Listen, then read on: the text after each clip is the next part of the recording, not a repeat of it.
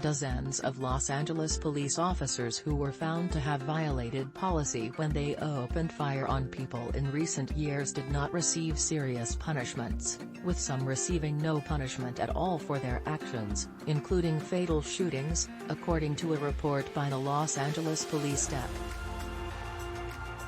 The report, to be discussed at a Board of Police Commissioners meeting Tuesday, highlights 66 police officers who fired at least one shot in 45 shootings that were deemed to have broken from the department's policy from 2015 to 2020.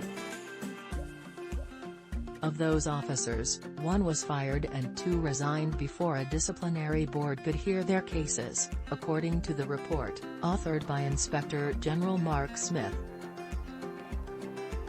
27, nearly 41%, of the 66 officers were not disciplined, while 20 received suspensions ranging from 2 to 55 days, the report says. 13 officers received official reprimands, essentially warnings without punishment, which remain on an officer's record and could lead to more serious consequences if another violation occurs. 3 officers' cases were pending a disciplinary board's ruling. In 9 cases, the police chief proposed an officer's firing. Those cases include the officer who was fired and the 2 who resigned.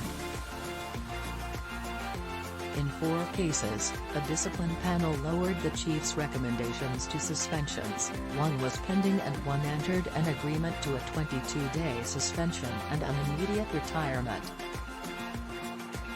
In other cases, the discipline panel, called the Board of Rights, reduced suspensions proposed by the chief, cutting a 10-day suspension in half for one officer and turning a suspension into a reprimand for another, according to the report. The 3-person panel, which can include 2 high-ranking officers or be made up of all civilians at the request of the officer facing discipline, has the final say on punishment in cases of serious misconduct.